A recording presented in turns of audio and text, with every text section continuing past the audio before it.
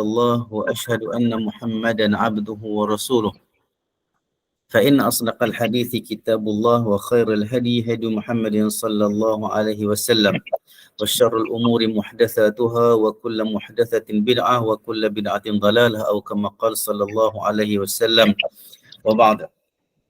اللهم صل على محمد وعلى آل محمد كما صليت على إبراهيم وعلى آل إبراهيم وبارك على محمد وعلى آل محمد كما باركت على إبراهيم وعلى آل إبراهيم fil alamin innaka hamidum majid. Alhamdulillah, kita bersyukur kepada Allah SWT dengan limpah dan kurnianya, dengan izinnya kita dapat bersama-sama lagi dalam majlis pengajian kita, insya-Allah pengajian berkitab yang kita guna kitab Al-Kabair, karangan Imam Az-Zahabi rahimahullah, di antara ulama besar dalam ilmu hadis, di antara ulama yang agak strict ataupun kita kata terlalu berhati-hati juga dalam bidang hadis, mengklasifikasikan hadis.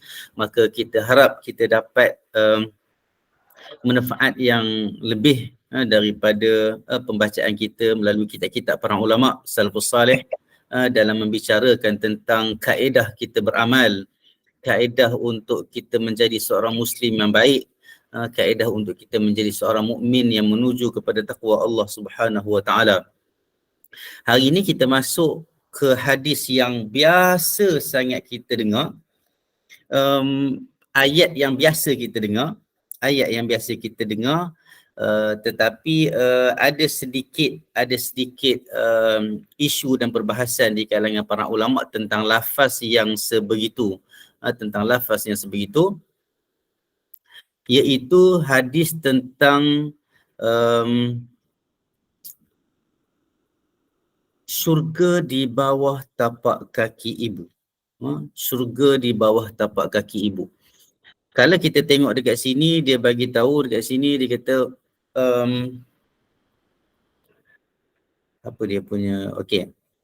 Wa anhu, daripada Nabi SAW, dia kata al-jannatu tahta aqdamil ummahat. Al-jannatu tahta aqdamil ummahat. Kalau tengok dari segi matan ataupun hadis itu sendiri, kita mendapati ada isu tentang sebab ada sedikit perbahasan tentang itu. Kalau tengok dekat dalam dia punya footnote, dia bagi tahu dekat sini, dia kata lam a'thur 'alal hadis bihadzal lafz. Jadi ayat ataupun frasa hadis yang kita selalu bawa dan kita selalu dengar, para asatizah pun ada sebut juga, dan biasa-biasa motivator pun ada duk sebut, kan, orang-orang yang bernasihat selalu sebut. Dia kata al-jannatu tahta aqdamil ummahat, syurga itu di bawah tapak kaki ibu. Hadis dengan lafaz yang sebegini tidak diketahui dan tidak dapat ditelusuri sebenarnya dari mana datangnya lafaz ini. Daripada mana datang lafaz ini? Kalau tengok dekat sini, kita boleh baca sama-sama. Kalau boleh bacalah, tak apa saya bacakan. Dia kata lam a'thur 'ala al-hadith bihadzal lafz. Syekh Muhyiddin ni, dia cuba untuk dapatkan, sebab sebelum ni saya pun dah cari dah juga, tapi tak jumpa yang sahih tentang lafaz yang sebegini. Maksudnya surga di bawah tapak kaki ibu. Yang tu kena clear dulu. Bukan saya kata ibu itu tidak perlu dihormati apa semua, tak. Bukan isu itu. Isu lafaz yang sebegitu. Kita kena tengok betul-betul. Sebab kalau kita kata hadis Nabi kata, bila kata Nabi kata, kita mesti betul-betul confirm ianya adalah sahih, datang daripada jalan periwayatan yang betul.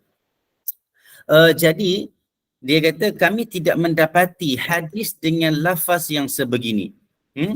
Hadis yang lafaz yang macam ni kita tak pernah jumpa. Kita tak jumpa. Dia kata wa innama ma'nahu, kalau siapa-siapa nak baca, nak tumpang-tumpang baca, saya highlightkan kat sini, dia punya apa, footnote dia. Dia kata wa innama ma'nahu mawjudun fi sunanin nasa'i. Tapi makna hadis ini ada. Makna hadis ini ada, tapi syurga di bawah tapak kaki ibu tu tak ada. Lafaz yang sebegitu tak ada. Lafaz ayat yang sebegitu tak ada. Yang ada, dia kata, dalam Sunan Nasa'i, dalam kitab jihad. Dalam kitab jihad, hadis yang diriwayatkan tentang Jahimah. Jahimah ni anak kepada Muawiyah bin Abbas. Anak kepada Muawiyah bin Abbas. Dia ni ada meriwayatkan hadis, ada diceritakan dia dia meriwayatkan beberapa hadis, dan hadis ini di antara yang masyhur lah. Tak banyak pun dia riwayat hadis, tapi ada sedikit. Dia sahabi, dia sahabat Nabi, dan dia kata Jahimah ini datang kepada Rasulullah sallallahu alaihi wasallam, mengikut riwayat itu dalam Sunan An-Nasa'i itu. Dia kata datang kepada Nabi sallallahu alaihi wasallam, dan Jahimah ni dia kata, "Ya Rasulullah, aradtu an aghzuwa wa qad ji'tu astashiruka."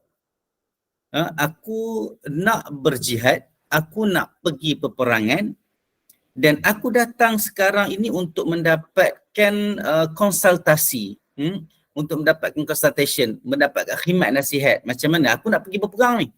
Memang para sahabat ini kalau dengar cerita nak perang apa semua pakat orang kata apa, berpusu-pusu nak pergi ikut Nabi SAW berjihad. Okey. Faqala, Nabi tanya kepada Jahimah, dia kata, adakah kamu halaka ummun, adakah engkau mempunyai ibu? Jahimah kata, na'am. Jahimah kata, ya, aku mempunyai ibu. Qala falzimha. Nabi kata apa? Nabi kata, jagalah ibu. Lebih kurang macam itulah. Makna ataupun terjemahan kepada perkataan falzimha ni, makna dia maksudnya balik dan jagalah ibu, ambil berat tentang ibu, buatlah baik kepada ibu. Jaga ibu betul-betul. Lepas tu Nabi kata, fa innal jannata tahta rijlaiha. Okey, maka sesungguhnya syurga itu di bawah kedua kakinya. Dia tak kata di bawah tapak kaki, tapi ini lafaz hadis yang ada, dan sanad hadis ini hasan. Dan sanad hadis ini hasan. Jadi ini hadis yang ada klasifikasi yang boleh dijadikan hujah. Dalam Sunan Ibn Majah dia kata babur rajul, dia kata waihak ilzim rijlaha fa thammal jannah. Dalam Sunan Ibn Majah lain sikit dia punya lafaz, tapi memang ada makna yang membawa syurga itu di bawah kedua kaki ibu. Okey. Begitulah keadaannya, nak menunjukkan bahawa ibu itu perlu dijaga, perlu diangkat, perlu dihormati, perlu didengari arahannya, dan tak boleh buat tak tentu hala, tak boleh kecilkan hati dia dan sebagainya. Kita pun dah tahu dah perkara itu. Cumanya perbahasan ini saya nak cerita betul-betul bahawa ayat yang tadi itu yang biasa jumpa dalam kitab ke dalam surat khabar ke apa ke, lafaz itu tidak sahih. Yang sahihnya lafaz yang kita dah baca dah, yang dalam dalam page yang saya highlight dekat skrin ni. Jadi itu menggambarkan, riwayat-riwayat ini menggambarkan betapa besarnya ibu, martabat ataupun status ibu untuk kita sama-sama jaga, untuk kita sama-sama pelihara ibu kita, supaya kita mendapat rahmat dan keberkatan daripada Allah Subhanahu Wa Taala. Dalam satu hadis yang lain pula,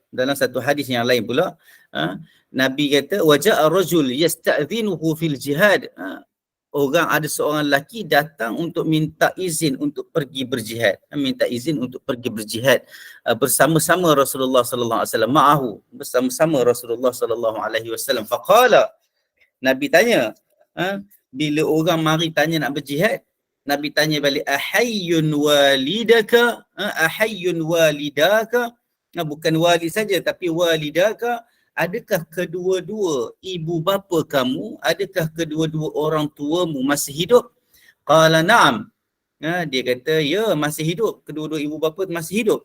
Fa fihima fajahid, maka jihad kamu adalah terhadap kedua ibu bapa kamu. Kepada kedua-dua mereka inilah jihad kamu. Nabi kata, qala fa fihima fajahid. Fa fihima fajahid. Hadis ini diriwayatkan oleh Imam Bukhari rahimahullah dalam kitab Al-Jihad. Jadi hadis ini menunjukkan bahawa martabat ataupun status ataupun ranking menjaga dan memelihara ibu itu berada di atas daripada jihad, daripada jihad. Tetapi di sana kita perlu fahami, bahawa Nabi SAW memberi jawapan-jawapan sebegini, jawapan-jawapan yang macam ni, dia sebenarnya tidak kontradik. Sebab ada orang tanya, ada hadis-hadis lain yang datang, apa amalan yang paling bagus? Nabi kata al-jihad fi sabilillah. Ada banyak hadis yang cerita tentang jihad, kepentingan jihad, besarnya jihad itu. Tapi ada setengah keadaan Nabi jawab balik, jaga ibu ayah. Jaga ibu kamu, jaga ayah kamu. Jadi mana satu? Adakah ia merupakan percanggahan? Adakah ia merupakan percanggahan tentang hadis ini? Dan para ulama membincangkan tentang perkara ini dan memberitahu bahawa jihad ini, menjaga ibu ayah ini diletakkan utama, lebih awal ataupun lebih atas daripada isu berjihad adalah semasa waqti quwwatil Islam, qila hadha innama yakunu fi waqti quwwatil Islam wa ghalabati ahlihi lil adu. Perkara ini berlaku pada ketika Islam itu kuat, okey, dan Islam itu digeruni oleh musuh-musuh Islam. Orang-orang tak berani, orang-orang luar, orang-orang kufar tak berani dengan Islam. Sebab Islam masa tu dah kuat. Sebab kalau kita belajar sejarah, ada beberapa keadaan, kita tengok peperangan Siri, peperangan mula-mula kan, masuk berapa ratus orang je pergi perang, sampailah tahap beribu dan sebagainya. Maka ini menunjukkan bahawa kekuatan Islam tu pada awalnya agak tidak kuat. Keadaan Islam itu pada awalnya tidak kuat. Pada ketika itu, pada bila mana kekuatan Islam tidak kuat, keperluan kepada jihad dan mempertahankan negara Islam itu perlu, maka jihad dah jatuh duduk nombor, dia dah duduk nombor atas daripada ibu bapa. Boleh faham Jadi hukum menjaga kedua ibu bapa ni dia ada mengikut keadaan. Kalau Islam dah kuat, maka jagalah ibu bapa. Maksudnya ada tentera dah pergilah. Tapi kalau even sekarang pun kalaulah kita negara Islam, kita berjuang untuk menjaga Islam, keamanan negara Islam, maka kalau ada tentera datang untuk memusnahkan kita dan keperluan untuk berjihad itu lebih utama dilihat oleh mufti, kita ada mufti, kita ada para ulama, maka kita pergi berjihad. Bukan kita pergi berjihad dalam keadaan itu, kita tidak termasuk dalam kategori menderhaka ibu bapa. Sebab kalau kita tak berjihad, natijahnya akan datang adalah negara akan hancur. Bila negara akan hancur, mak ayah yang kita rasa nak jaga tu pun akan hilang juga. Itu sebab kalau kita tengok zaman Jepun, zaman perang-perang, zaman kacau bilau, mak ayah mati. Adik-beradik pun mati juga, meninggal, syahid. Itu sebab bila mana keperluan untuk berjihad itu datang dan duduk dekat tahap yang tinggi, maka jihad itu lebih diutamakan. Dia merupakan fardu ain, kemudian baru jatuh kepada menjaga ibu bapa. Jadi hadis-hadis yang mana Nabi menjawab suruh balik jaga ibu bapa itu adalah semasa Islam dalam keadaan yang kuat dan digeruni oleh musuh-musuh Islam. Jadi dia tidak ada contradiction, dia tidak ada pertentangan di antara hadis-hadis yang menyatakan tentang kepentingan menjaga ibu bapa dan juga kepentingan jihad. Dia mengikut konteks semasa. Sebab kita bila belajar hadis, kita kena faham benda ni supaya kita dapat menjawab dan kita dapat memahamkan orang-orang yang mungkin baru belajar ataupun orang-orang yang dia jarang belajar agama tetapi duk baca barang-barang bahan-bahan bacaan di luar, yang mana bahan-bahan bacaan di luar ni juga banyak terlibat dengan banyak feed maklumat yang membuatkan kita sangsi dengan Islam, kita sangsi dengan hadis-hadis Nabi. Maka ini tujuan kita belajar juga. Bukan kita belajar hadis, Nabi kata macam ni dan Nabi kata macam ni, Nabi kata macam ni, dan bila ada orang bagi tahu kata Nabi pernah kata macam ni, Nabi pernah kata macam ni, macam mana nak faham benda ni yang kelihatan nampak macam ada pertentangan. Jadi itu juga di antara sebab kita kena belajar betul-betul sehingga kita faham dan kita dapat membetulkan salah faham di kalangan umat Islam. Okey.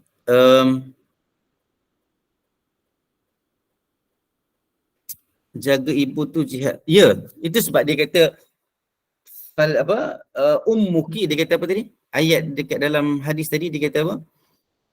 Fajahid. Dia kata kan, dia kata qala na'am fa fihima fajahid. Dia kata fa fihima, pada kedua ibu bapa itu, pada kedua mereka itu maka kamu kena berjihad.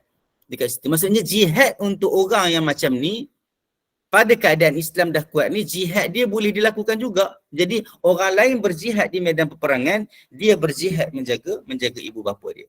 Sebab Nabi guna perkataan jahid, fajahid. Okey. Jadi semoga kita tergolong dalam orang-orang yang sentiasa duduk dalam keadaan yang bermujahadah. Sekarang kita nak pergi perang bukan dia lah.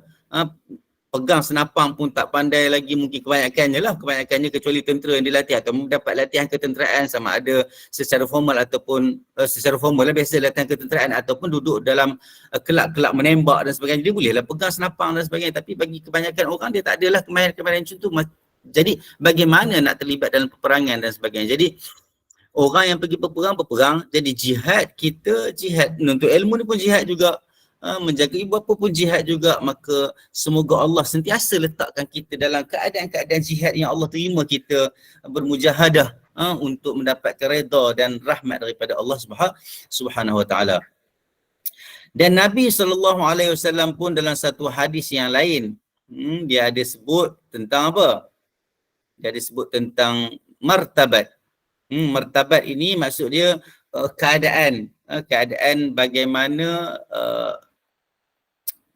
peringkat-peringkat dalam kalangan ulul arham ataupun kaum kerabat kita ataupun yang terdekat dengan kita, bagaimana kita nak susun. Nabi ajar kita susun.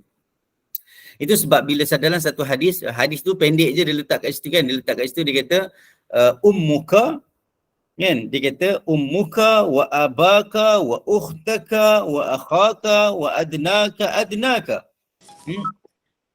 Adnaka. Kalau kita tengok kat sini tiba-tiba kalau siapa yang belajar bahasa Arab dia akan nampak macam kenapa ummaka?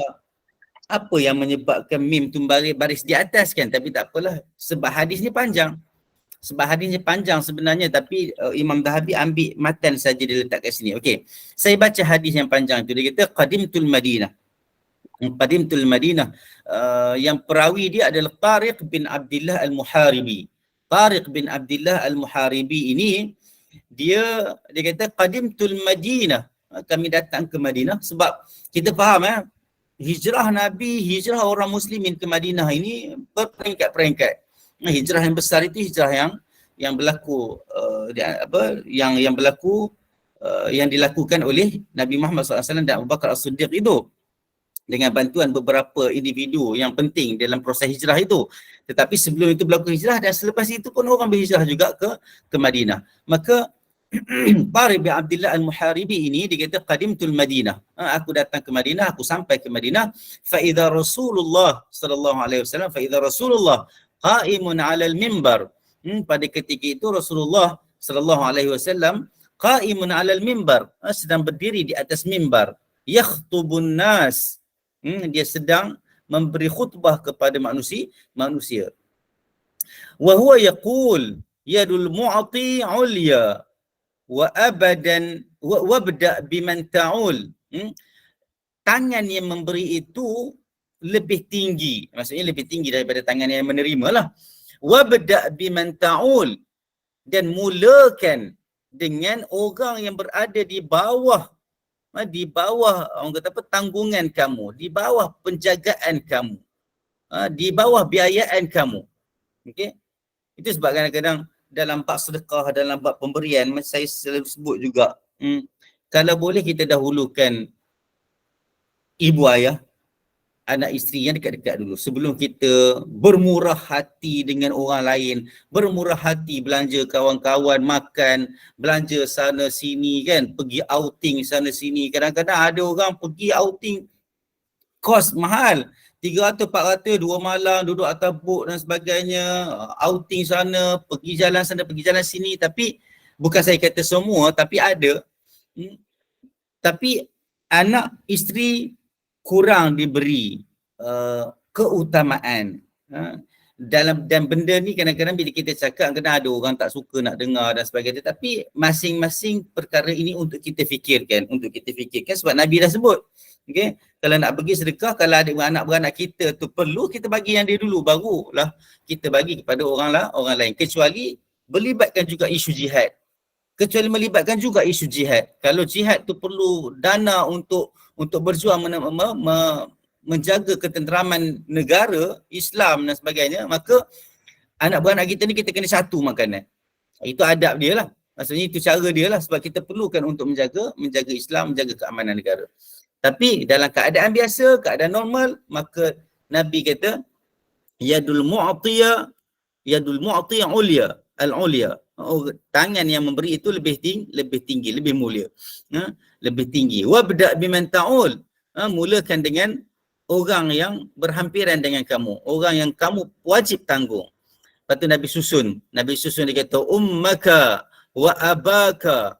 Emak kamu dahulu, ibu kamu dahulu, dan ayah kamu, dan saudara perempuan kamu, dan saudara lelaki kamu, thumma adnaka. Kemudian ikutilah sehingga ke bawah. Maksudnya mak dulu, ayah, saudara perempuan, saudara lelaki, lepas tu ikutlah ke bawah. Anak isteri apa semualah, yang ada silaturahim dan sebagainya, kan, anak cucu, anak saudara dan sebagainya ke bawah. Begitulah susunan yang Nabi ajarkan.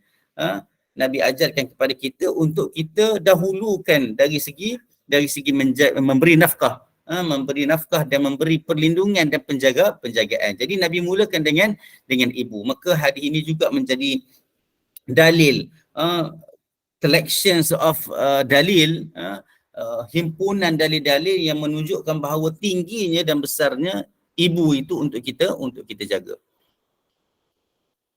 Hadis yang seterusnya, sekejap.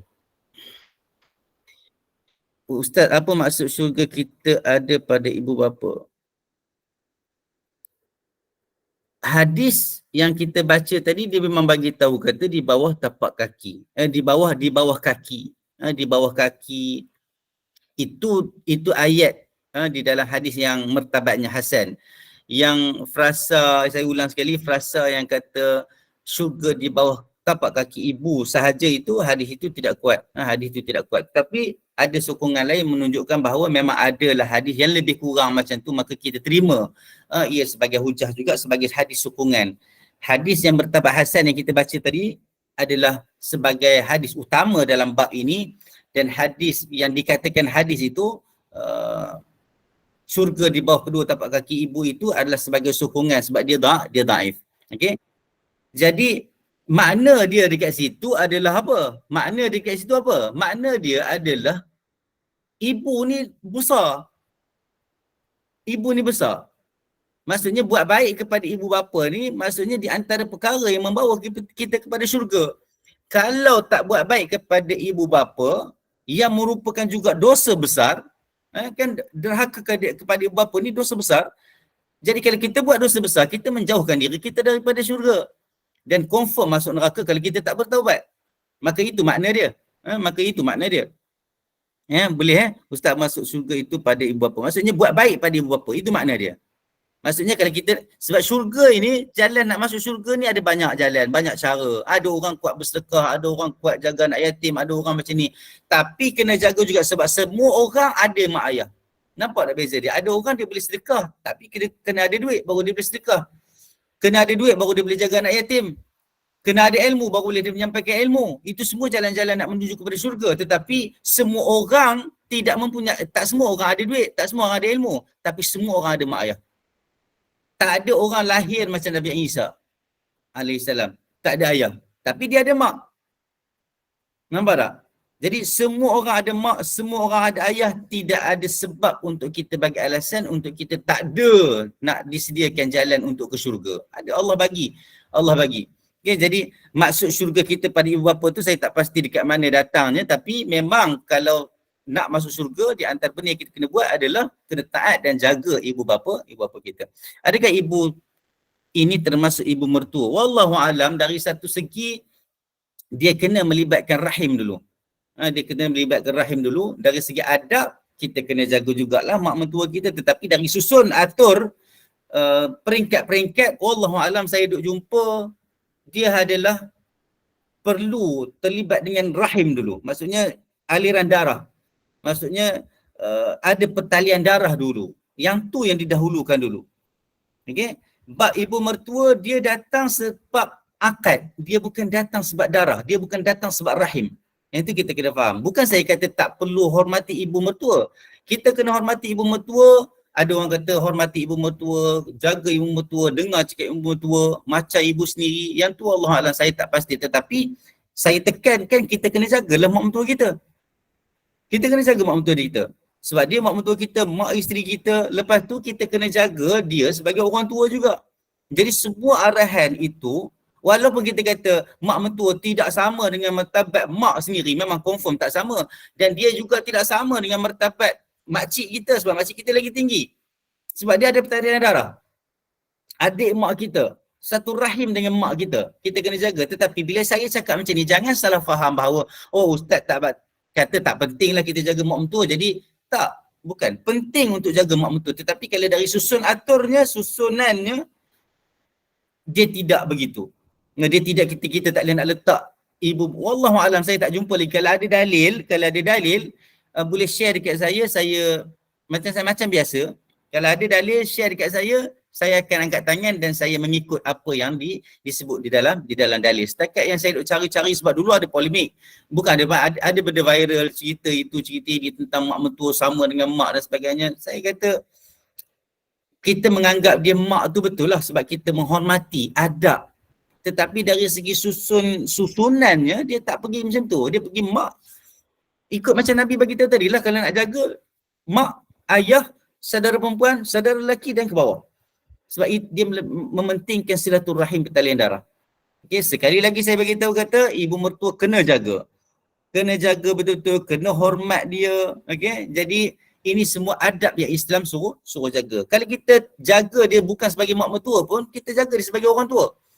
Orang tua yang melahirkan isteri kita, yang mana kita ada akad dengan dia. Ada banyak benda-benda yang kita boleh justify supaya kita jaga mak mentua kita elok-elok, pak mentua kita elok-elok, tapi tidaklah dia duduk setaraf dengan mak kita atau makcik kita, tidak. Wallahu alam, itu yang saya dapati dan saya cuba faham. Okey. Jadi tak ada soalan lagi dah. Mak saudara kita lebih dari mak mertua kerana ada, ya betul.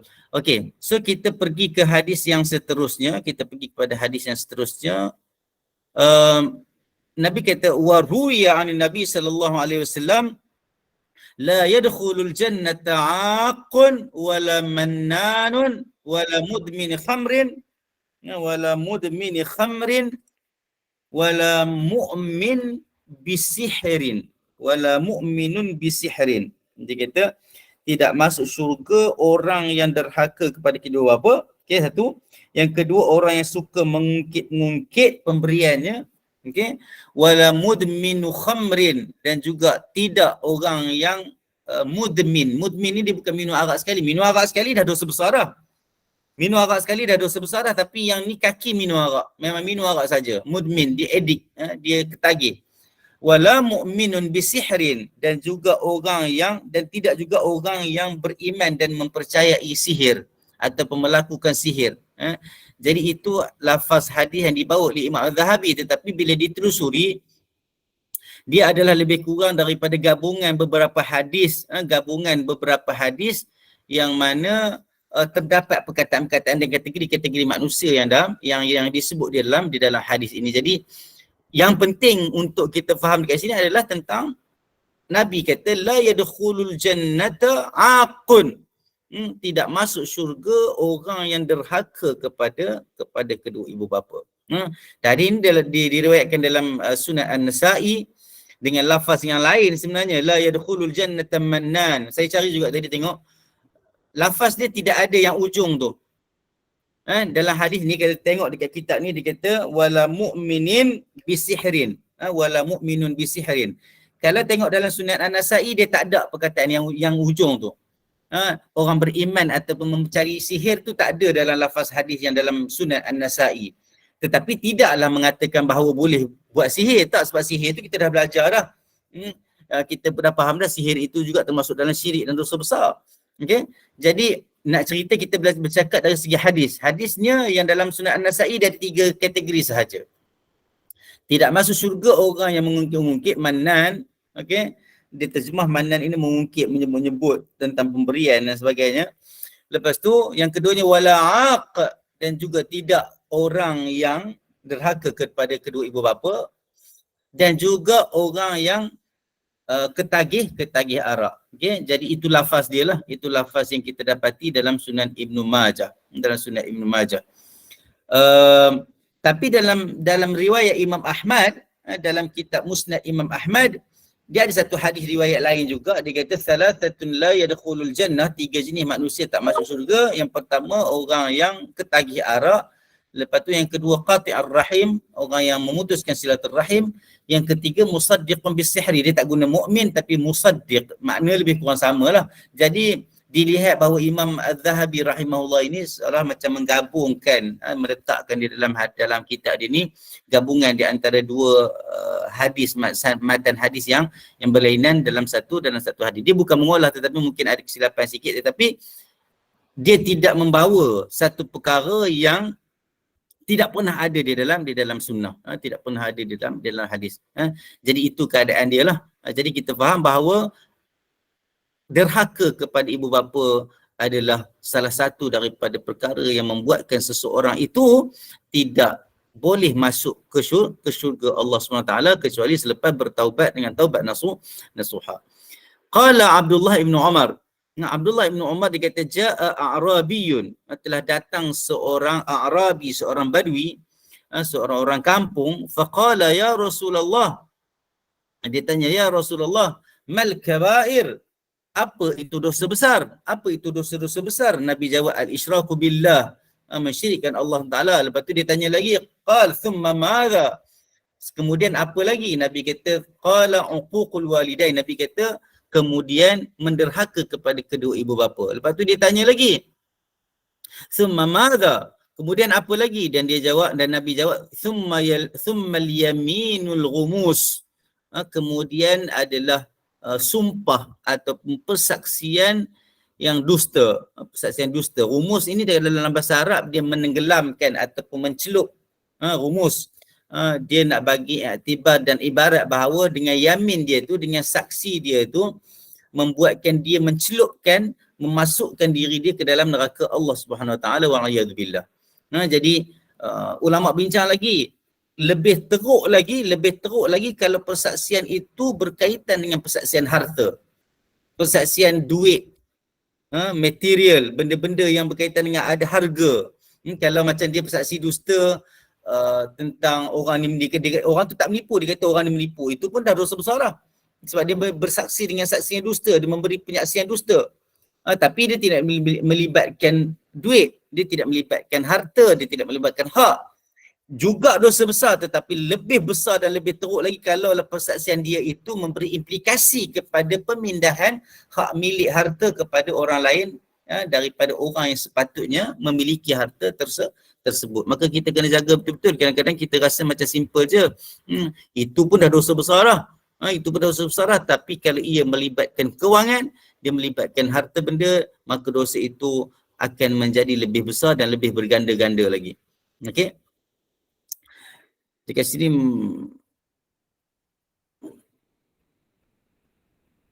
okey, Ustaz, orang yang derhaka kerana kena bertaubat dan kena minta ampun pada kedua bapa selagi tidak dimaafkan dekat ampun. Kalau ikutnya memanglah, kalau dia macam ni. Minta ampun ni kita usaha minta ampun, okey? Maka untuk dosa dengan kedua ibu bapa ni dia ada 2 keadaan lah. Dia ada 2 angle, dia ada 2 sudut. Okey, jadi kita kena minta ampun dan minta ampun daripada Allah Taala dan minta maaf daripada mak ayah kita. Tetapi Kalaulah mak ayah kita tak maafkan, maka ianya adalah tergantung. Jadi itu sebab segala benda dia bergantung juga dengan Allah Subhanahu Wa Taala. Itu sebab dalam bab taubat nasuha, kalau melibatkan hak orang, dia akan tergantunglah sikit, dia akan tergantung sekejap. Tapi kita mohon daripada orang, kita tak boleh confirm, manusia tak boleh confirm. Sebab memang ulama dah sepakat dah kata kalau melibatkan hak orang, dia akan tergantung di atas kemaafan orang itu. Tetapi kalau kita kata, oh kalau macam tu, aku minta maaf dekat dia, itu sebab minta ampun ke Allah Ta'ala juga. Kena minta ampun ke Allah Ta'ala juga. Segala bendanya berkaitan dengan kita minta ampun daripada Allah Ta'ala. Tetapi bila melibatkan hak manusia, dia tergantung dengan izin dan redha dan kemaafan manusia. Tetapi ia tidak boleh membuatkan kita terhenti untuk melakukan taubat. Sebab mungkin kalau ada orang berfikir bahawa aku kenal lah dia, kalau aku minta maaf memang dia tak akan maafkan pula, memang tak akan maafkan jugalah. Aku kenal dia macam mana, contoh dia kata macam tu kan, dan buat apa aku nak minta ampun kat Tuhan? Sebab kalau minta ampun pun orang ni tak maafkan aku dan taubat tak diterima, buat apa nak minta ampun, kenapa nak taubat? Tak. Kefahaman begitu salah. Kefahaman begitu salah. Macam biasa dengar, kalau tak bercakap 3 hari, kalau tak bercakap lebih 3 hari berdosa, kan? Ulama kata bermulanya dia tak bercakap dengan orang itu, sedetik mula, seminit mula dia tak bercakap dengan orang tu sebab dia bergaduh, dia dah duduk dalam keadaan makruh, dah duduk dalam keadaan berdosa dah. Kalau lebih daripada 3 hari, maka confirm lah dia dapat. Tapi supaya, sebab kadang-kadang ada orang dia bermain dengan keadaan ini. Okey, tak apa, belum 3 hari lagi, tak bagi salam lagi, belum 3 hari lagi, tak tanya khabar lagi, nak masuk 3 hari je baru dia bagi salam. Tak, ulama kata ini benda yang salah, cara berfikir yang salah. Maka bila kita bergaduh, kita terus minta maaf. Bila kita bergaduh, kita tak bercakap, kita terus cuba untuk bercakap, untuk memulakan komunikasi supaya kita termasuk dalam kalangan orang-orang yang dirahmati oleh Allah SWT. Okay. Sama juga dalam bab ini, kalau kita kata orang tu tak maafkan kita, tak sah taubat, memang dari segi teknikalnya begitu. Tetapi siapa yang memegang hati-hati manusia? Siapa yang memegang hati-hati manusia? Itu sebab kita kena banyak doa dalam keadaan kita bertaubat. Kita kena banyak doa kepada Allah Ta'ala supaya Allah Ta'ala mengubah dan melembutkan hati orang-orang yang mungkin ada masalah dengan kita, dan kita ada masalah dengan orang tu, supaya masing-masing hatinya lembut untuk saling memaafi dan taubat kita diterima oleh Allah Subhanahu Wa Ta'ala. Okay? Semoga kita tergolong dalam golongan orang-orang yang Allah terima taubatnya dengan apa cara sekalipun, dengan mengikuti syarat-syaratnya. Maka kita harap, kita minta maaf kepada ibu bapa kita itu, ibu bapa, Allah terima taubat kita dan ibu bapa pun memaafkan kita juga. Kadang-kadang kita dah cuba dah, siapa-siapa yang biasa jaga orang tua sakit dan sebagainya, memang kadang-kadang kalau dah mari mungkin nyanyuk, saya minta maaf, Allah uji kita macam-macam, Allah uji orang-orang yang terdekat dengan kita macam-macam, semoga kita terhindar daripada ujian-ujian yang kita tak mampu nak tanggung. Maka akan ada keadaan-keadaan itu, dia dikatakan derhaka lah, dia rasa macam dia derhaka, tapi dia dah buat dah, dia dah cuba dah buat. Sebab saya kata, kita kena cuba buat. Kalau dah tahap tak mampu itu, serah diri kepada Allah Ta'ala. Walaupun orang kata kamu anak derhaka, banyak mana dalam dunia ni berlaku. Itu sebab kalau tengok drama-drama pun, anak derhaka, padahal kita tahu dia lah orang yang paling baik kali dalam kalangan adik-beradik dia. Dia jaga mak ayah dia bagi duit tanpa mak ayah dia tahu, contohnya kan. Supaya tak nak membuatkan mak ni bergaduh pula dengan adik-beradik yang lain. Benda ni waqi', benda ni realitinya begitu.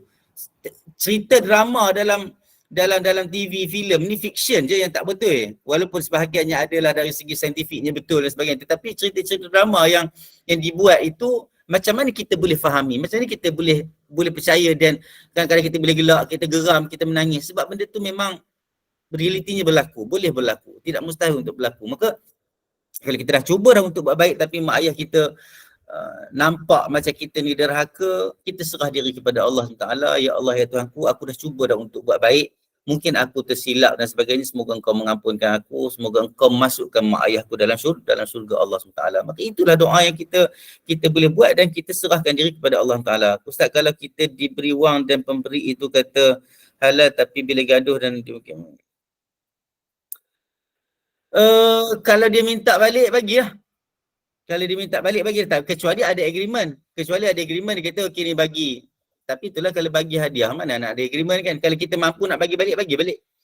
Kalau kita memang tak ada duit, mintalah tangguh. Dan kita kena berniat kita kena berniat untuk kita bayar balik kalau dia ungkit lah. Kalau dia ungkit jangan bagikan. Kadang ada orang ni dia kecil hati, dia sentap sangat-sangat. Orang tu pernah bagi dia 100 contohnya kan. Bila dia sebut balik, macam mengungkit, dia kata nah ambil 100 balik. Kan? Dia bagi, dia sebenarnya tidak semestinya bagi kecuali orang tu kata, aku hari tu aku bagi pinjam sebenarnya tau. Bukan bagi saja tau. Lepas tu kita, ya ke? Kita bagi balik sebab dia consider pinjam. Tapi kalau dia hanya sebut sahaja, dia bukan minta balik sebenarnya. Tapi kadang-kadang kita ni sentapnya kuat kita bagi balik, dan semua orang biasanya akan rasa macam tu. Kalau dia ada duit, dia akan bagi balik. Tapi kalau kita tak ada duit, sentap pun tak guna. Kalau kita tak ada duit, sentap sahajalah. Sentap 2 kali, sentap ajalah. Tapi kita tak ada duit, kita nak bagi pun tak boleh. Tapi hukumnya begitulah. Macam mana ustaz duit itu diberi, adakah kita kena? So, macam saya kata tadi, kalau dia tak consider hutang, dia tidak perlulah untuk kita bagi. Sebab dia dah bagi dulu. Ingat bila ada pemberian, pemindahan hak milik, kita kena clear betul-betul masa tu bagaimana pemberian atau hutang, kena lafaz. Kan? Ada orang kadang-kadang okeylah ambil lah dulu, kalau ambil je, tapi dalam hati dia hutang. Itu masalah dia. Itu sebab kadang dalam perhubungan biar kita clear. Kalau kita nak bagi di atas dasar hutang, bagi tahu kata okey, ambil lah, nanti bayarlah balik bila ada duit. Itu hutang maksudnya, dan dia tidak berkaitan dengan masa. Ada orang minta hutang, dia kata aku nak hutang ni, nanti lagi 3 bulan aku bayar balik. Dia dah janji dah 3 bulan. Jadi kalau sampai 3 bulan dia kena bagi tahu, kata aku tak mampu lagi bayar lah. So kena deal. Faham tak? Ada juga jenis orang yang dia kata ambil lah duit ni, kalau ada bayar, kalau tak ada halal. Ada juga jenis macam tu. Kan? Jadi kita dah clear dah benda tu. Maksudnya kalau ada bayar, kalau tak ada halal. Okay? Jadi kalau kita ada duit, kita kena bayar lah kalau ikut. Okay? Ada orang ambil lah. Lepas tu dia tak cakap apa-apa. Then bila jadi apa-apa dia sebut, dia kata bukan ada hutang aku kah itu. Yang ni jam. Yang ni memang jam. Yang ni yang susah. Itu sebab kita kata kita dalam bab. Itu sebab ayat yang paling panjang, ayat apa dalam Quran? Ayat yang paling panjang. Sebelum ayat terakhir turun kepada Nabi SAW. Sebelum ayat wattaqu yawman turja'una fihi ilallah. Ayat tentang hutang. Ya ayyuhalladzina amanu idza tadayantum bidainin ila ajalin musamman faktubuh. Untuk kita tulis, Allah kata tulis. Kalau kamu berhutang, faktubuh, tulis. Kalau orang yang memberi hutang tu pun tulis, orang yang berhutang pun tulis. Itu sebab kita ada agreement. Kita sign agreement kan dekat bank ke apa kan. Memang tak baca lah. Tulisan dah kecil-kecil. Term and condition itu kan kecil-kecil kan. Tapi kita tenyeh lah, sign dah dapat duit dah. Sudah. Kan? Lepas tu tiap-tiap bulan naik OPR, tiap-tiap berapa bulan OPR naik pun kita pun dah tak tahu. Lepas tu kita nak marah kat bank dan sebagainya. Jadi macam-macam lah keadaan-keadaan sekarang ni. Jadi bila ada hutang, kita kena clear betul-betul adakah ia hutang ataupun pemberian. Tapi kalau memang pemberian, lepas tu dia ungkit-ungkit, kalau dia sebut halal, halal lah. Kalau dia sebut halal, tak ada masalah. Kalau dia tak sebut halal, tu ada masalah. Okay? Itu sebab kata kita kena clear betul-betul. Masa kita ambil duit orang, kita bagi dekat orang, kita kena clear betul-betul hutang ataupun pemberian. Tapi kalau kita dulu bagi, tiba-tiba kita ungkit, kita kata hutang pula, ini yang termasuk dalam dosa besar juga. Maksudnya maksudnya dia menipu. Termasuk juga dalam golongan orang yang mengungkit yang dulu dia bagi, lepas tu dia dah sebut-sebut lagi. Dan kalau lebih teruk lagi, dia bagi dulu, tapi tiba-tiba dia kata hutang. Dalam keadaan dia tahu, kalau dia terlupa itu cerita lain. Terlupa cerita lain. Semoga dia ampunkan kita punya dosa semua insya-Allah. Okey. Lepas tu ada satu hadis yang lain lagi. Imam Az-Zahabi bawa mari dekat sini, dia kata wa anhu alaihi salatu wassalam la yadkhulul jannata 'aqun wala mukadzibun bil qadri. Tidak masuk syurga orang yang derhaka kepada ibu bapa dan juga orang yang tidak mempercayai qada dan qadar. Tidak mempercayai qada dan qada dan qadar. Jadi ini juga termasuk di dalam golongan orang yang tidak masuk surga adalah orang yang derhaka kepada ibu bapa. Banyaklah hadis-hadis kalau kita tengok kat sini. Lepas tu rawa Isa bin Talha. Rawa Isa bin Talha bin Ubaidillah an Amr bin Murrah al-Juhani radhiyallahu ta'ala anhu anna rajulan qala, daripada Isa bin Talha bin Ubaidillah, dia meriwayatkan daripada Amr bin Murrah al-Juhani radhiyallahu taala anhu bahawa seorang lelaki telah berkata, "Ya Rasulullah, wahai Rasulullah sallallahu alaihi wasallam, ara'aita in sallaitu salawatil khams?" Ada riwayat kata as-salawatil maktubah. Adakah kamu lihat kalau aku solat dah 5 waktu? Aku dah solat fardu 5 waktu. Wa sumtu Ramadan, dan aku telah puasa Ramadan. Wa addaitu zakah, dan aku telah tunaikan zakat. Wa hajjajtul bait, dan aku juga telah mengerjakan haji ke Baitullahil Haram. Famali, maksudnya famadzali, bagaimana keadaan aku? Bagaimana keadaan aku kalau aku dah buat dah semua benda ni? Dan Nabi kata apa? Nabi kata, "Man fa'ala dhalika kana ma'an nabiyyin was-siddiqin wasyuhada illa ay ya'uqqa walidayhi." Atau kama qala sallallahu alaihi wasallam. Dia kata, kan aku dah tunaikan haji, kan? Aku dah tunaikan haji. Lepas tu aku dah puasa semualah. Dah puasa semua, dah tunaikan haji apa semua. Lepas tu, kejap saya pergi kepada hadis ini supaya supaya clear betul-betul. Qat'ir rahim. Kejap ya, sebentar. Okey. Jadi kalau kita tengok kat sini, dia kata, Nabi kata siapa-siapa yang melakukan perkara tadi, sembahyang 5 waktu, puasa Ramadan, bayar zakat, haji. Makna dia apa? Makna dia cukup rukun Islam. Cukup rukun Islam yang 5 tu, maksudnya dengan syahadah yang mula-mula sekali. Cukup rukun Islam yang 5 ni, walaupun kat sini memang ada 4 je lah. Tapi syahadah itu kita dah ambil makruf dah, maklum dah. Nabi kata siapa-siapa yang melakukan perkara ini, maka dia akan bersama-sama dengan siapa? Bersama-sama dengan para anbiya, para siddiqin, para syuhada, orang-orang yang mati syahid, illa ayya'uqqa walidahu. Illa ayya'uqqa walidayh. Kecuali kalaulah dia ini menderhaka kepada kedua ibu bapa dia. Kalau derhaka kepada kedua ibu bapa dia, memang teruk dia tidak termasuk dalam kalangan orang-orang yang bersama-sama Nabi, tidak akan masuk dalam kalangan orang-orang yang bersama dengan siddiqin dan syuhada. Walaupun dia sembahyang, dia puasa, tapi tidak akan bersama-sama dengan orang-orang yang baik-baik ini. Sebab apa? Sebab dia derhaka kepada ibu bapa dia. Kita minta daripada Allah Ta'ala semoga kita terhindar daripada perangai-perangai yang macam ni, keadaan-keadaan kita menderhaka kepada ibu bapa kita, dalam keadaan kita mampu dan kita tak mampu, sebenarnya kita kena buat juga. Mampu tak mampu tu Allah yang maha tahu. Kita tahulah, kita tahu tahap kita lah, tapi sebenarnya bila Allah uji, kembali kepada ayat Quran, la yukallifullahu nafsan illa wus'aha. Kita kata kita dah letih, tapi kita sebenarnya kita mampu untuk hadapi. Itu sebab Allah bagi. Tapi kita juga kena doa kepada Allah Ta'ala, Rabbana wa la tahmil alaina isran kama hamaltahu 'alal ladzina min qablina, Rabbana wa la tuhammilna ma la taqata lana bih. Dan sehingga akhir, sebagai doa kita kepada Allah Subhanahu wa Ta'ala. Daripada Bakar bin Abdul Aziz bin Abi Bakrah, haddatsana Abi an Abi Bakrah marfu'an. Hadis ini hadis marfu' yang terhenti kepada para sahabat saja. Dan hadis marfu' diguna pakai kalau sanadnya cukup baik dan sebagainya, dia diterima. Kalau tengok kat sini hadis ini disahihkan. Dia akan dalam Tabrani, dalam sahih kedua sahihnya.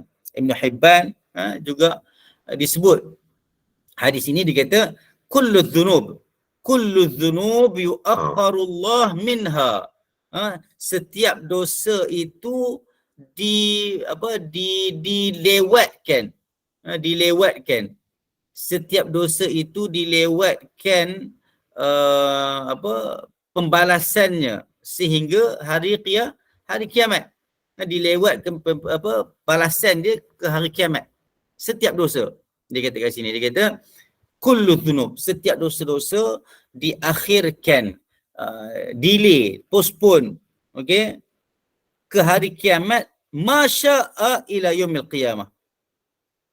Tengok dia ada pergantungan, dia ada kaitan. Dia kata kat sini, dia kata setiap dosa diakhirkan oleh Allah SWT daripada dosa-dosa itu, maksudnya balasannya itu masya'a, mengikut apa yang Allah nak. Memang semua dosa diakhirkan, tapi dengan kehendak Allah Subhanahu Wa Taala. Dengan kehendak Allah Taala. Ada juga makna dia dekat sini, hadis nak bagi tahu kata, ada juga dosa-dosa yang Allah cepatkan azab cepatkan balasan di dunia. Okey, illa uququl walidain, kecuali derhaka kepada ibu bapa, fa innahu yu'ajjalu li sahibihi. Maka sesungguhnya dosa orang yang derhaka kepada kedua ibu bapa akan dicepatkan. Akan dicepatkan azabnya di dunia. Akan dicepatkan azabnya di dunia. Dalam riwayat yang lain ada Nabi kata kullu dhunub yuakhirullah minha ma syaa ila yaumil qiyamah illa al-baghi, kecuali burah dan juga derhaka kepada ibu bapa, dan juga qati'atul rahim, dan juga memutuskan silaturahim. Ini adalah dosa-dosa yang Allah cepatkan balasannya di dunia. Ulama bincang tentang perkara ini. Adakah apabila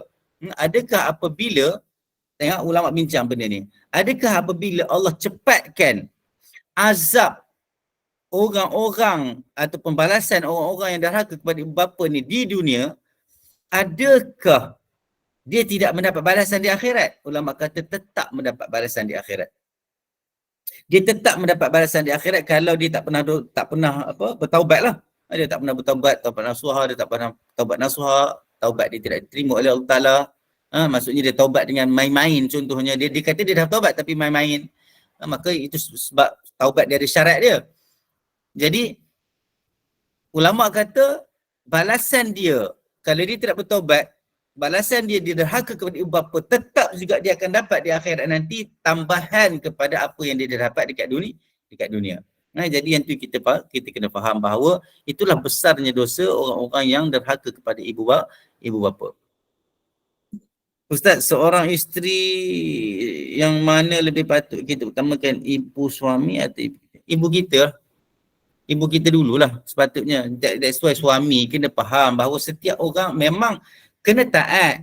Tengok suami tu, sebab kadang-kadang suami ni dia kena faham benda ni. Dia tidak boleh hanya dengan sebab dia suami, isteri dia kena taat kepada dia, dia kena suruh isteri dia sampai tahap derhaka kepada mak isteri sendiri. Yang tu yang kita kena faham. Tu sebab kursus-kursus perkahwinan, orang-orang lelaki kena pergi belajar benda ni betul-betul. Memang isteri kena taat, tetapi isteri tak payah taat kepada suami kalau arahan suami itu adalah maksiat. Contohnya, arahannya adalah supaya isteri tak taat kepada ibu bapa. Tak boleh, sebab taat isteri kepada ibu bapa itu adalah, maksudnya buat baik kepada ibu bapa itu adalah perkara yang wajib, perkara yang baik, perkara yang makruf. Maka suami jangan mempermainkan benda ni sebab dia akan nampak macam Islam tu tak bagus. Contohnya, okey, isteri kena taat kena taat kat suami. Kan? Lepas tu kalau ibu mertua, maksudnya ibu isteri sakit, lepas tu dia kata tak, awak kena duduk kat sini, awak tak boleh balik kampung. Memanglah dari satu segi kita kata macam memang kena taat lah. Tetapi dari satu segi suami ini tidak beradab. Suami ini salah dengan keadaan apa yang dia buat. Itu sebab kita dalam rumah tangga banyak kena faham situasi, kena faham senario. Mungkin suami juga kena bertolak ansur banyak sebenarnya dalam bab ni. Dalam bab macam ni dia kena bertolak ansur banyak, dia tak boleh salah guna kuasa dia. Tak boleh salah guna kuasa dia. Itu sebab benda ni dia jadi polemik lah, dia jadi kena jadi polemik. Dia akan jadi polemik kalau kita tak faham benda ni. Jadi taat isteri kena buat baik kepada mak ayah, tetap juga kena buat baik kepada mak ayah. Tetap kena buat baik kepada mak ayah. Tetapi suami dalam waktu yang sama dia kena faham bagaimana dia nak kena uruskan. Okey? Sebab isteri ada ibu, ada ayah yang perlu dia buat baik. Jadi kita harapkan Allah atur kehidupan kita jadi elok, jadi lancar supaya kedua-duanya dapat buat baik kepada ibu ayah, sebab kedua-dua keadaan itu adalah tuntutan yang Allah bagi dekat kita, tuntutan yang Islam bagi dekat kita, yang kita kena buat. Okay, clear Lepas tu kita pergi kepada hadis yang seterusnya. Waqala Nabi sallallahu alaihi wasallam la yujzi waladun walidan illa ay yajidahu mamlukan fayashtarihi fayatiqahu. Hadis-hadis dari riwayat Muslim, Nabi kata tidak mampu untuk seorang anak membalas ataupun menyamai jasa ketaatan yang sepatutnya dibagi kepada ayah dia, contohnya kan. maksudnya jasa tak boleh kita nak balas. Nabi nak bagi gambaran ataupun perbandingan. Kecuali lah bila dia mendapati ayah dia menjadi hamba kepada seorang satu tuan dan anak ini membeli dan membebaskan ayah dia daripada status hamba menjadi orang bebas, orang yang bukan hamba. Itu perumpamaan. Sebab kalau kita tengok sekarang ni memang kita tak ada dah lah kita nak tengok ada orang menjadi hamba. Memang mustahil lah. Kalau hadis itu pada zaman Nabi dulu mungkinlah ada lagi hamba, maka kalau seorang yang mungkin dia buat salah kepada ibu bapa dia, dia nak balas jasa ibu bapa dia, dia bolehlah buat macam tu. Tetapi sekarang ini tidak. Jadi hadis ini menunjukkan bahawa besarnya kerja atau besarnya yang kita perlu besarnya jasa ibu bapa itu yang kita kena faham, dan sehingga kita diminta untuk tidak derhaka kepada ibu bapa, kita buat baik kepada ibu bapa kita dengan sebaik-baiknya. Okey. Dalam satu hadis yang lain juga Nabi kata la'anallahu al-'aq liwalidayhi. Allah melaknat orang yang derhaka kepada kedua ibu bapanya. Lepas tu Nabi kata lagi dalam satu hadis yang lain. Hari ini kita tengok dia kata apa? Dia kata al-khalatu bimanzilatil Khalah ini adalah mak saudara di sebelah ibu. Kalau emak saudara di sebelah ayah dia panggil ammah. Tapi emak saudara sebelah ibu tu dulu. Okey, emak saudara sebelah ibu. Maksudnya selepas ayah tu lah. Selepas ayah tu emak saudara sebelah ibu. Dia kata al-khalah bimanzilatil emak saudara sebelah ibu itu kalau kita ada 10 lah, kalau dua lah. Maksudnya bimanzilatil maksudnya duduk di tempat ibu. Maknanya selepas ibu kita meninggal dunia. Maknanya kalau masa ibu kita ada sekali pun kita kena buat baik juga kepada dia. Tetapi kita lebih kena buat baik kepada ibu kita sebab ibu kita ada. Tapi kalau ibu kita dah tak ada, makanya mak saudara sebelah ibu tu adalah berada di status ibu. Di status ibu. Semoga Allah bagi kita hadis-hadis sahih dalam Sahih Jami'. Kalau dekat sini dia kata Al-Barra', perawinya adalah Al-Barra' bin Azib dan Ali bin Abi Talib. Okey, dalam Sahih Al-Jami', hadis sahih, maka minta Allah SWT bagi kita keupayaan, peluang untuk kita buat baik bagi orang-orang yang dah tak ada mak dia, mungkin mak dia pergi dulu. Moga Allah bagi kita kekuatan untuk kita terus buat baik kepada adik-beradik mak kita yang perempuan, kemudian yang lelaki dan sebagainya. Semoga Allah bagi kita kekuatan, Allah bagi kita rahmat, Allah bagi kita keampunan dengan apa yang kita telah lakukan kalau ada dosa. Okey. Semoga Allah merahmati kita. Suara saya dah tiba-tiba macam tak ada ni. So saya kena berhenti dulu saya rasa, insya-Allah. Aqul qauli hadza wa astaghfirullah li wa lakum wa li sa'ilil muslimina wal muslimat. Rabbana atina fid dunya hasanah wa fil akhirati hasanah wa qina adzabannar. Wa sallallahu ala sayyidina Muhammad wa ala alihi wasallam. Walhamdulillahirabbil alamin. Ada sikit lagi perbahasan sikit tu, nanti kita tengok sesi akan datang insya-Allah kalau ada rezeki lah. Kalau ada rezeki kita tengok sesi akan datang insya-Allah. Assalamualaikum warahmatullahi wabarakatuh. Waalaikumsalam warahmatullahi wabarakatuh. Jazakallahu khairan Ustaz Muhammad Azhar atas kesediaan berkongsi ilmu mengenai dosa-dosa terhadap kedua ibu bapa, derhaka kepada ibu bapa. Demikianlah perbincangan ini. Allah Subhanahu Wa Taala juga menekankan agar manusia mengambil peringatan dalam menjaga adab dan juga terhadap kedua ibu bapa sebagai batas-batas dan aturan yang perlu kita ikuti demi keharmonian hidup ini. Semoga Allah ampunkan dosa-dosa besar kita itu yang derhaka kepada ibu bapanya. Ustaz, kita sambung dulu. Minggu depan Ustaz ada lagi kan sikit lagi dalam 2 page lagi? Okay, InsyaAllah. Untuk dosa besar ni, untuk dosa yang ibu bapa ni tinggal satu page kot. Lepas tu kita masuk tadi makan riba dan sebagainya lah. Ya, betul. Okay. InsyaAllah kita jumpa lagi minggu depan. Ustaz, kita tutup dulu, tangguhkan dulu majlis ini dengan tasbih kafarah. InsyaAllah. A'udzubillahi minasyaitonirrajim. Bismillahirrahmanirrahim. Wal 'asri innal insana lafi khusr illa alladhina amanu wa 'amilus solihati wa tawassaw bil haqq wa tawassaw bis sabr. Subhanakallahumma wa bihamdika asyhadu an la ilaha illa anta astaghfiruka wa atubu ilaik. Assalamualaikum warahmatullahi wabarakatuh. Mohon maaf kalau ada kesilapan. Assalamualaikum. Waalaikumsalam warahmatullahi wabarakatuh. Jumpa lagi semua malam ini pukul 8 malam macam biasa. Jika sejam Quran sama-sama. Assalamualaikum. Terima kasih Nun. Terima kasih Ustaz. Sama-sama. Terima kasih Pak Ainun. Sama-sama. Waalaikumsalam warahmatullahi wabarakatuh.